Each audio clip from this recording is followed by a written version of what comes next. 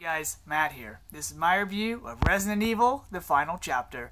This movie is directed by Paul W.S. Anderson, who previously directed Mortal Kombat and a whole bunch of the previous Resident Evil films. The movie stars the director's wife, Mila Jovovich, Ali Larter, Ian Glenn, and Sean Roberts. I heard they were making The Final Chapter, let alone another Resident Evil movie. I was a little hesitant because, let's face it, none of the movies have been good. Granted, I liked the first two movies, but aside from the Umbrella Corporation itself, none of the movies have really stayed true to the video games in any way consistently.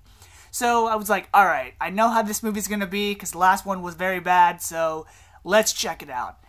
And yeah, it was bad. Before I forget, here's the plot. So after Alice, Wesker, Jill, Ada, and Leon were humanity's last hope and fighting all these hordes of zombies in the White House, the movie starts off with Alice in a barren wasteland. And guess what? The cure for the T-virus is back at the Hive, so she has to go back to Raccoon City, and along the way she meets an old familiar enemy and a few friends. And just so I'm not bashing the entire movie, let me talk about these small silver linings. First off, they reference and have flashbacks to the previous movies and the first film, which was really nice. They also have a returning character, and they wrap up the whole Alice, Resident Evil, Umbrella Corporation storyline. However, they seem to mess all that up as well. The biggest problem in the movie is the action sequences.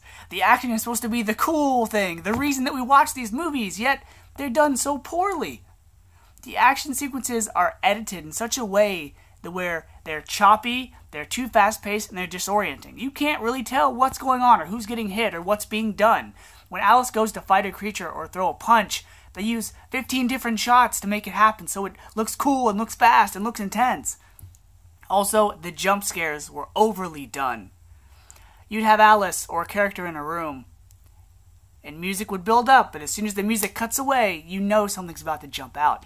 And what's funny is if you think about it practically, if a character was in a room and they were being completely silent looking for something or looking for someone, that means that the person or creature or monster that's in the room with them is either doing their normal thing and the main character is not aware or observant enough to notice them in the room, or the creature is playing possum and playing dead and being so silent to where they're trying to outsmart the character so they can wait for the right moment to jump out and make a lot of noise. It's silly, and there were way too many of them. They tried to create drama and suspense, but it didn't work. It ends up annoying you, if anything. To the characters. Alice is cool. I like her as a main character. Ian Glenn is back. He's a good actor, but he's back. Also, Claire Redfield, or Ali Larter, who plays her, is back, which is nice, but Claire doesn't do really anything. They don't even mention her brother in this movie. And then the ragtag group of rebels or human survivors that Alice meets up with, they'd be nice if they actually stood out and were interesting, but they're not. Oh yeah, Ruby Rose is in this movie too, as one of those characters, which she doesn't do a whole lot.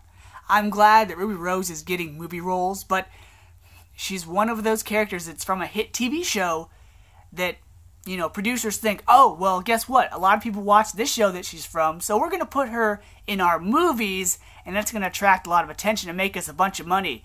But if they're not good actors, studios, that doesn't work. Yeah, Albert Wesker's also in this movie again, but he's nothing like he was in the previous movies because he's just a lackey, and he's very disappointing. And that brings me to the biggest problem of the movie for me. Continuity. I love continuity between movies, especially when you do prequels or you do movies that take place in the same universe and there are references to other films. I really like that. But this movie shows just how bad Paul W.S. Anderson is as a writer. Here are some examples. In the second movie, you have this guy in a wheelchair played by Jared Harris, who's a scientist, who has a daughter. And the meaning behind the Red Queen is that he was trying to cure his daughter, so he made the Red Queen model after her. But then you have the third movie, in which Dr. Isaacs, played by Ian Glenn, is a scientist. and he answers to Chairman Albert Wesker. And then you have the White Queen, and I think it was the 4th film. And then you have Albert Wesker, who's like this sweet, like monster thing who can move really fast, and he's a force to be reckoned with. But then you have this movie, Resident Evil: The Final Chapter, who decides, hey, you remember that huge, awesome cliffhanger we left you with at the end of the previous film? Well, this time around, we're going to make you wait a couple years, and we can't really afford to bring back those big names or those actors, so we're going to whitewash the whole thing. We're going to scrap it. We're going to use our own retcon, and we're going to get rid of that continuity and make our own thing from scratch.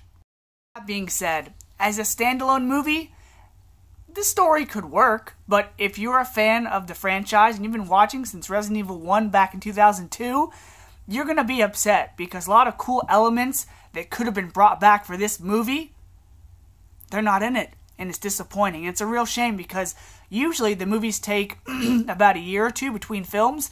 This one took about 3 years, and they still messed it up.